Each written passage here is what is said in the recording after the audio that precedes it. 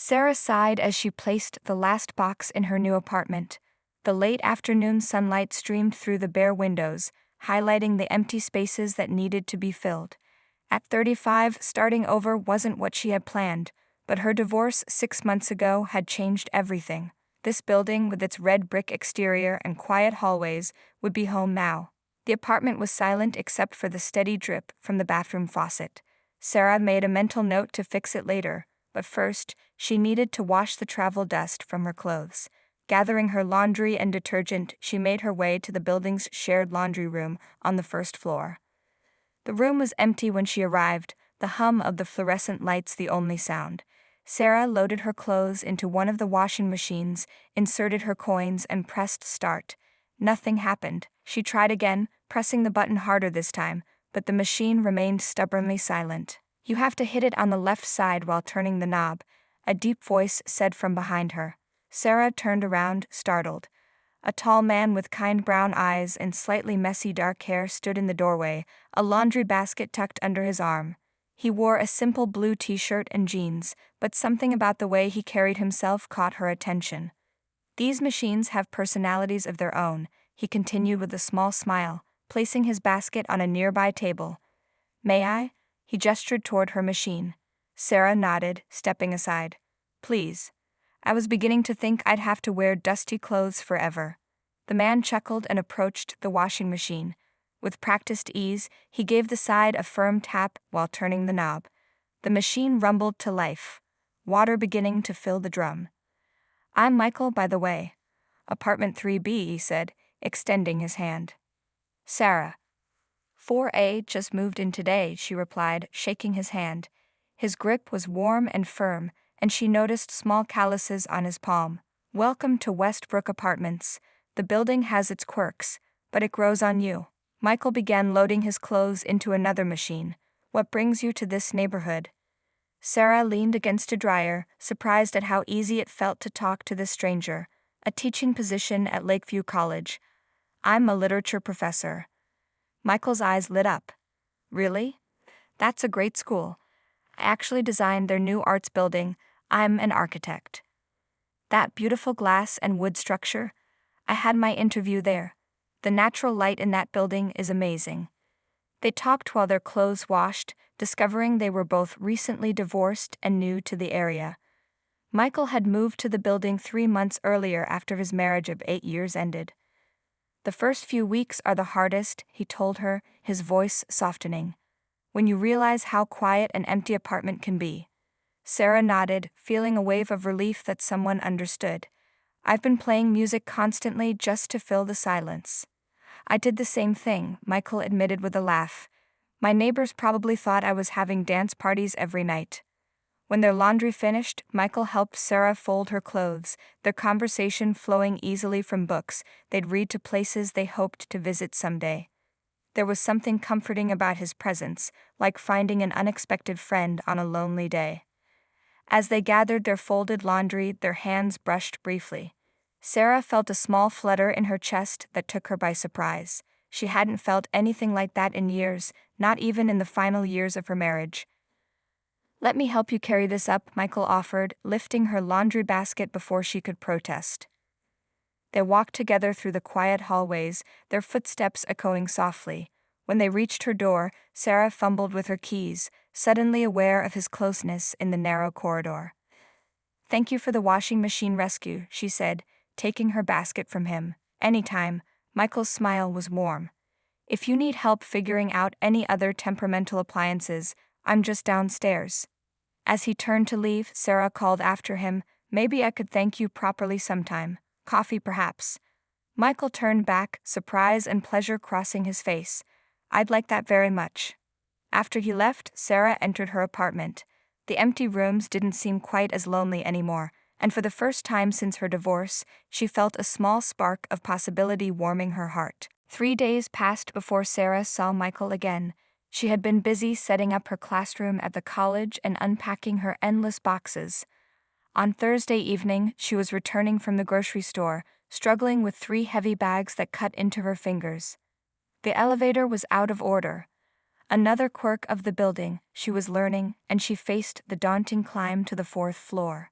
She was halfway up the second flight of stairs when one of the bags split, sending oranges bouncing down the steps and a carton of milk crashing onto the landing.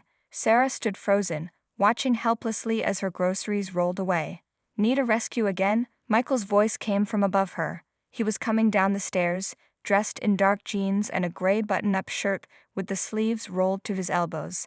He looked different than he had in the laundry room, more polished, but still with that same warm smile. "It seems I'm making a habit of this," Sarah said, her face flushing with embarrassment. Michael quickly collected the runaway oranges. "Good thing these are round and not eggs," he joked, placing them back in her remaining bags. He picked up the intact milk carton, then gathered the torn bag and its contents. "Let me help you get these upstairs." They climbed together, and Sarah was grateful not just for the help, but for his easy conversation that distracted her from her tired legs. When they reached her apartment, she invited him in for the coffee she had promised. "Your place looks different than mine," Michael observed, looking around at her half-unpacked living room. Books filled most of the boxes, their spines visible in neat rows. "Mine is all blueprints and drawing supplies. Yours looks like a library in progress." "Hazard of the profession," Sarah admitted, moving to the kitchen to make coffee. "I can't seem to part with any books, even when I've read them multiple times." Michael picked up a worn copy of Jane Eyre from an open box. "I've never read this. Is it good?" Sarah looked up from measuring coffee grounds, surprised. "You've never read Jane Eyre? It's one of the greatest love stories ever written." "I was more of a science and math person in school," he said with a shrug. "Literature wasn't my strong subject." "You're missing out," Sarah said, handing him a steaming mug a few minutes later. They sat on the only two chairs she had unpacked, facing each other across her small dining table. Nothing compares to a good book on a rainy day. Their conversation flowed easily from books to work to their favorite places in the city. Sarah found herself laughing more than she had in months. Michael told stories about difficult clients and impossible buildings he'd been asked to design, and she shared funny moments from her classroom experiences. "So why did you become an architect?" she asked, genuinely curious about his passion. Michael's eyes lit up. "I've always loved the idea of creating spaces that change how people feel. A well-designed room can make you feel peaceful or energized or safe." He paused, looking slightly embarrassed by his enthusiasm. "What about you? Why literature?" "Because stories help us make sense of our own lives," Sarah said softly. "They remind us that everyone struggles, everyone feels lost sometimes, but there's always a next chapter." A comfortable silence fell between them. Sarah noticed the fading light through her windows and realized they had been talking for over 2 hours. "I should let you finish unpacking," Michael said, seeming to notice the time as well. He stood up reluctantly. "This was nice," Sarah said, walking him to the door. "A proper thank you for all your rescues." Michael paused in the doorway, looking down at her with something new in his eyes. "Would you like to have dinner sometime? There's a great Italian restaurant not far from here." Sarah felt a flutter of nervousness mixed with excitement.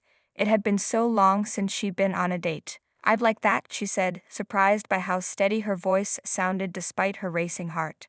"Saturday, 7 o'clock? Saturday sounds perfect." After he left, Sarah leaned against her closed door, a small smile playing on her lips. She looked around at her half-unpacked apartment, at the life she was slowly rebuilding. For the first time in a long time, she was looking forward to what came next.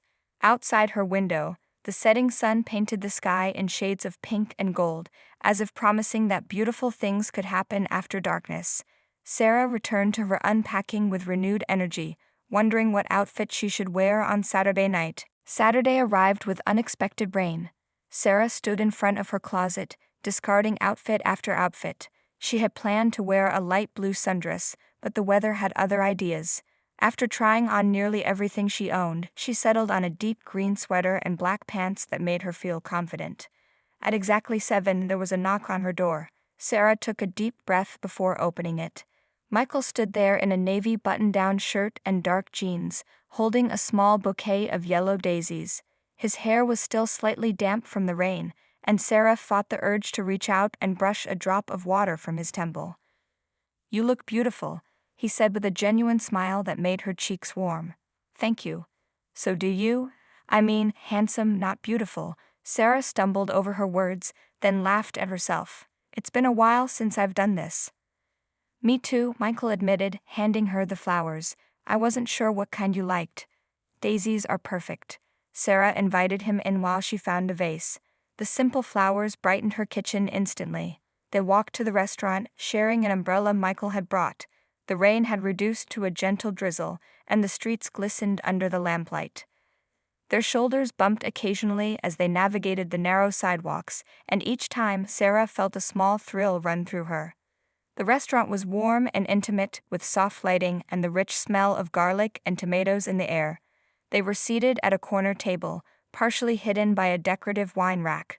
Sarah felt herself relaxing as they ordered, the nervousness she had felt earlier melting away.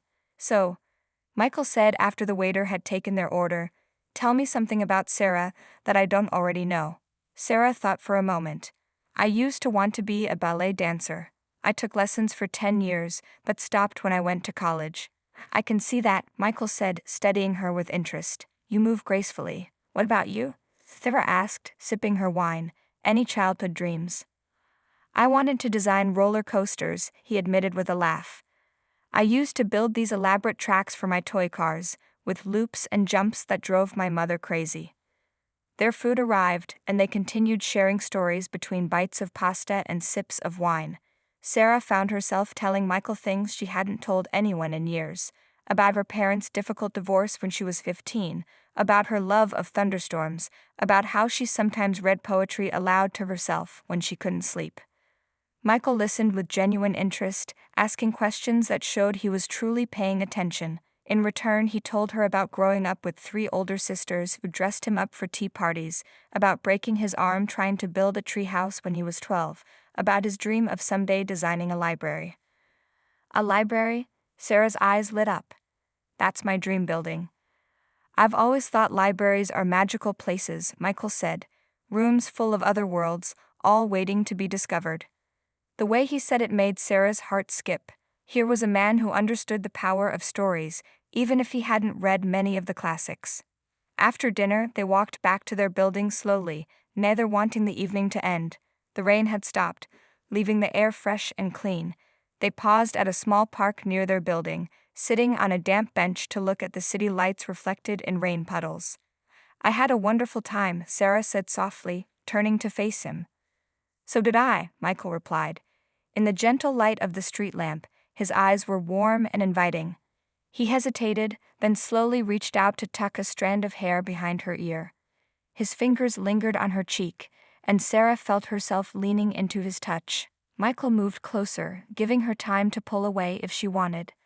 But Sarah didn't want to pull away. She closed the distance between them, and their lips met in a soft, tentative kiss. It was brief and gentle, but it sent warmth spreading through her entire body. When they parted, Michael's smile was tender. "I've been wanting to do that since I saw you struggling with that washing machine." Sarah laughed softly. "I'm glad the machine was stubborn then." They walked back to their building hand in hand, fingers intertwined. At her door, they shared another kiss, longer this time with a promise of more to come. When they finally said goodnight, Sarah entered her apartment feeling as if she was floating. She touched her lips, still feeling the gentle pressure of his kiss. For the first time since her divorce, the future didn't seem like a lonely road stretching out before her. Instead, it felt like an adventure just beginning. The weeks that followed were filled with small moments of joy for Sarah. She and Michael fell into an easy rhythm, seeing each other almost every day. Sometimes they had dinner together. Other times they simply shared coffee in the morning before work. Each moment with him felt natural, as if they had known each other for years instead of weeks. One evening, Sarah was grading papers when a knock came at her door. She opened it to find Michael holding a large paper bag and wearing a mischievous smile. "I have a surprise," he said, stepping inside. From the bag, he pulled out a copy of Jane Eyre and a bottle of wine. "I thought maybe you could read some of your favorite parts to me." Sarah's heart swelled at the thoughtfulness of his gesture. They settled on her couch, closer than they needed to be, their shoulders touching. As Sarah began to read, Michael listened intently, occasionally asking questions about the characters or the time period. His genuine interest in something she loved made Sarah feel understood in a way she hadn't experienced before. After she read a particularly romantic passage, Michael took the book gently from her hands and set it aside. "I think I understand why you love this story," he said softly. "It's about finding someone who sees you for who you really are." "Yes," Sarah whispered, touched by his understanding. "That's exactly it." Michael leaned in and kissed her, his hand cupping her face tenderly. Unlike their previous kisses, this one deepened with a new sense of certainty. Sarah felt herself melting into him, all thoughts of books and grading forgotten. His arms encircled her, strong and secure, making her feel both protected and desired. When they finally broke apart, both breathing heavily, Michael rested his forehead against hers. "I'm falling for you, Sarah," he admitted, his voice a low murmur. "I wasn't expecting this when I helped you with that washing machine, but I can't imagine not having you in my life now." Sarah's heart raced at his words. Part of her wanted to pull back, to protect herself from possible hurt. Her divorce had left deep wounds that were still healing, but another part, the part that felt alive when Michael was near, wanted to take the risk. "I'm falling for you too," she confessed, her voice barely audible, "and it scares me a little." Michael nodded, understanding in his eyes. "We can take this as slowly as you need. There's no rush." They spent the rest of the evening talking about their fears and hopes, sharing the painful stories of their failed marriages and the lessons they had learned. Michael spoke about his ex-wife's infidelity and how it had shattered his trust. Sarah told him about growing apart from her ex-husband, about the loneliness of living with someone who no longer saw her. As midnight approached, they had moved to Sarah's small balcony, wrapped in a blanket against the cool night air. The city lights twinkled below them, and above, a few stars managed to shine through the urban glow. "What are you thinking?" Michael asked, his arm warm around her shoulders. Sarah considered for a moment. "I'm thinking that sometimes the best things happen when we least expect them." Michael smiled and placed a gentle kiss on her temple. "Like meeting someone special in a laundry room." "Exactly like that," Sarah replied, turning to meet his lips with hers. That night, after Michael had gone back to his own apartment, Sarah stood by her window, watching the quiet street below. She felt lighter somehow, as if sharing her fears had released some of the weight she had been carrying. Whatever happened next, she knew she wasn't alone anymore, and for now, that was enough. 2 months into their relationship, Sarah received an invitation to a faculty dinner at the college. It would be the first time she would introduce Michael to her colleagues. As she got ready that evening, she found herself unusually nervous. Her ex-husband had never fit in with her academic friends, always seeming bored by their conversations. She hoped tonight would be different. Michael arrived at her door looking handsome in a charcoal suit. His smile calmed her nerves instantly. "You look amazing," he said, taking in her deep blue dress. "Are you ready for this?" Sarah nodded, though her stomach fluttered with butterflies. "Just a little nervous about mixing my two worlds." Michael took her hand and squeezed it gently. "Don't worry, I promise to use my best big words and not spill anything on the dean." The dinner was held in the college's historic main hall, with its high ceilings and stained glass windows. As they entered, Sarah introduced Michael to her department head, a serious woman named Eleanor who rarely smiled. To Sarah's surprise, Eleanor and Michael soon fell into an animated conversation about the architecture of the building. The original architect wanted this to feel like a cathedral of learning, Michael explained, pointing to the way the windows allowed light to fall across the room. "You can see how he designed the space to create a sense of reverence for knowledge." Eleanor nodded enthusiastically. "I've worked here for 20 years and never noticed that intention. You have a good eye, young man." Throughout the evening, Sarah watched with growing pride as Michael charmed her colleagues. He asked thoughtful questions, listened with genuine interest, and shared insights about design that made even the most academic professors lean in to hear more. He belonged in her world in a way no one else ever had. Later, as they shared a dessert, one of Sarah's fellow professors asked how they had met. "A washing machine brought us together," Michael said with a grin. "It was romantic laundry room rescue," Sarah added, smiling at the memory. "He saved me from having to wear dirty clothes forever." As they told their story, Sarah realized how much had changed in such a short time. The lonely woman struggling with a stubborn washing machine seemed like a different person now. Under the table, she reached for Michael's hand, feeling a wave of gratitude for whatever twist of fate had put them in the same building. After dinner, they decided to walk home despite the cool evening air. Under a sky full of stars, Michael pulled Sarah close as they strolled through the quiet streets. "Your friends are wonderful," he said, "especially that poetry professor who recited Byron over the salad course." Sarah laughed. "That's just Martin. He recites poetry when he's had too much wine." She hesitated, then added, "Thank you for tonight, for fitting in so easily." Michael stopped walking and turned to face her. His expression was serious in the soft glow of the streetlights. "Sarah, I need to tell you something." Her heart skipped a beat, worry suddenly clouding her happiness. "What is it?" "I've been offered a job," he said, his eyes searching hers. "A big project in Chicago. It would mean living there for at least 6 months." Sarah felt as if the ground had shifted beneath her feet. "Chicago. When would you leave?" "In 3 weeks," he said softly. "But Sarah, I don't want to go without knowing where we stand. These past months have been the happiest I've had in years." "Mine too," she whispered, her voice catching. Michael took both her hands in his. "I love you, Sarah. I wasn't planning to say it yet, but with this job offer, I needed you to know. I want us to find a way to make this work." Tears filled Sarah's eyes, not from sadness but from the overwhelming emotion of hearing those words. For a moment she couldn't speak, could only look into his earnest face and feel the truth of her own heart. "I love you too," she finally said, her voice stronger than she expected. "And we will make it work. Somehow." Michael pulled her into his arms, holding her tightly against the cool night air. Sarah closed her eyes, breathing in his familiar scent. Distance wouldn't be easy, but what they had found together was worth fighting for. In his arms, she felt certain of that much at least. The 3 weeks before Michael's departure flew by too quickly. They spent every possible moment together, making memories to carry them through the coming separation. On his last night in town, they sat on Sarah's balcony, looking at the same stars that would soon shine over them in different cities. "Promise you'll call every day," Sarah said, her head resting on his shoulder. "Every single day," Michael assured her, his arm tightening around her. "And I'll come back as often as I can. Chicago isn't that far." But they both knew distance had a way of changing relationships. Sarah had seen it happen to friends, had watched connections slowly fade despite the best intentions. The thought of losing what they had built together made her heart ache. "I have something for you," Michael said, reaching into his pocket. He pulled out a small box and handed it to her. Sarah opened it with trembling fingers. Inside was a delicate silver necklace with a small pendant shaped like an open book.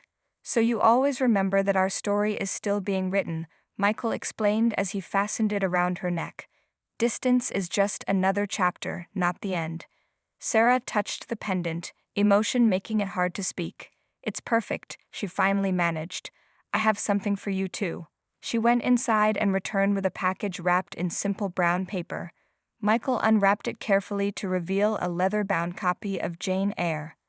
"I've marked all my favorite parts," Sarah said, "so you can read them when you miss me." Michael pulled her close, kissing her with such tenderness that tears sprang to her eyes. "I'll read it every night," he promised. The next morning, Sarah drove Michael to the airport.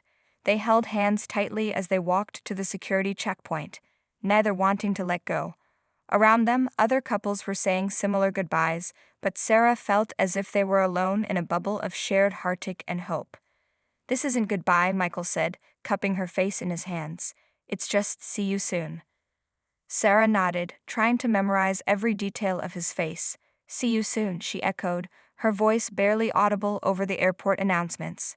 Their final kiss was brief but filled with promise. Then Michael was walking away, turning back once to wave before disappearing into the security line. The first month of separation was harder than Sarah had imagined. Her apartment felt emptier than it had before she met Michael, as if his absence took up more space than his presence. They spoke every night by video call, sharing the small details of their days, but it wasn't the same as having him beside her. One rainy Sunday afternoon, Sarah was grading papers when her phone rang. She answered to find Michael's smiling face on her screen. "I have a surprise," he said, looking excited. "Check your email." Sarah opened her laptop and found an email from him containing a flight itinerary. "You're coming home this weekend?" she asked, happiness bubbling through her. Even better, Michael said. Look at the second ticket. Sarah scrolled down and saw a second itinerary, a ticket for her to fly to Chicago the following month. You want me to visit? For a whole week, he confirmed. I want to show you the building I'm working on, and I found this amazing bookstore you'll love, with an entire room of rare first editions. Sarah felt a weight lift from her heart. They were making this work, finding ways to bridge the distance. I can't wait, she said, already imagining walking the streets of Chicago with his hand in hers. And Sarah, Michael added, his expression growing serious. I've been thinking about the future, about what happens after this project. What do you mean? She asked, her pulse quickening. I don't want to do this long-distance thing forever, he said. When this project ends, I want us to be together, really together. Sarah's breath caught. Are you saying what I think you're saying? Michael's smile was soft and certain. Not yet, but soon. I want to ask you properly, in person. I just wanted you to know that's where my heart is heading. Sarah touched the book pendant at her neck, feeling as if her heart might burst with happiness. Mine too, she whispered. Mine too. 6 months passed with Sarah and Michael building their relationship across the distance between them. They had visited each other 5 times, each reunion sweeter than the last. Their phone calls and video chats had become the steady rhythm of their days, a constant connection despite the miles between them. When Michael called on a Tuesday evening in early spring, Sarah could tell something was different. His smile was wider, his eyes brighter. The project is finished, he announced. 2 weeks ahead of schedule. Sarah's heart leaped. When are you coming home? That's what I wanted to talk to you about, Michael said, his expression turning serious. I have a new project offer. Sarah's smile faltered. Another one in Chicago. No, Michael said. It's here in our city. A new library for the college, actually. Sarah nearly dropped her phone. The college? My college? Michael nodded, his smile returning. The dean approached me after meeting me at that faculty dinner. She kept in touch, and when funding came through for the new library, she called me first. So you're coming home for good? Sarah asked, hardly daring to believe it. I'm coming home for good, Michael confirmed, and Sarah, there's more. I'd like you to help design it. They want the library to reflect both architectural beauty and the needs of literature scholars. Who better than you to advise on that? Tears of happiness filled Sarah's eyes. Working together on a building that combined both their passions seemed too perfect to be true. I'd love that. When do you start? In 3 weeks, but I'm flying home this Friday, Michael said, and I wondered if you might meet me somewhere first. Sarah frowned in confusion. Meet you where? At the place where it all began, Michael said with a mysterious smile, the laundry room, Friday at 7 p.m. Sarah laughed. The laundry room? Why there? Just humor me, Michael said. Please? Friday evening found Sarah making her way to the building's laundry room, curious about what Michael had planned. When she opened the door, she gasped in surprise. The usually stark room had been transformed with soft lights and flowers. The washing machines were covered with cloth, turning them into makeshift tables holding candles and more flowers. And in the center of it all stood Michael, looking handsome in a suit, his smile as warm as the day they'd met. What is all this? Sarah asked, stepping into the room. Michael took her hands in his. This is where our story began, with a stubborn washing machine and a chance meeting. He guided her to the exact machine where they had first met. Right here, I helped a beautiful woman start a washing cycle, never imagining she would start a whole new cycle in my life. Sarah felt tears gathering in her eyes as Michael dropped to one knee before her. He reached into his pocket and pulled out a small velvet box. Sarah, loving you has been the greatest unexpected joy of my life. You've taught me to see the world through stories, to find beauty in words the way I find it in buildings. He opened the box to reveal a diamond ring, simple and elegant. Will you write the rest of our story with me? Will you marry me? Sarah's hands trembled as she nodded, too overwhelmed to speak at first. Yes, she finally managed, her voice thick with emotion. Yes, I will. Michael slid the ring onto her finger, then stood and pulled her into his arms. Their kiss was a promise, a beginning, a chapter opening in the story they would write together. Later that evening, as they sat in Sarah's apartment, their apartment now, they had decided. Michael handed her an envelope. One more surprise, he said. Inside were 2 plane tickets to England. I thought we could visit the places from your favorite books, Michael explained. See the moors from Jane Eyre, walk where Jane Austen walked. A literary pilgrimage for our honeymoon. Sarah looked at the man she had met by chance in a laundry room less than a year ago, the man who had changed her life in ways she never expected. In his thoughtful gift, she saw all the ways he truly knew her, truly loved her. It's perfect, she said, leaning in to kiss him again. You're perfect.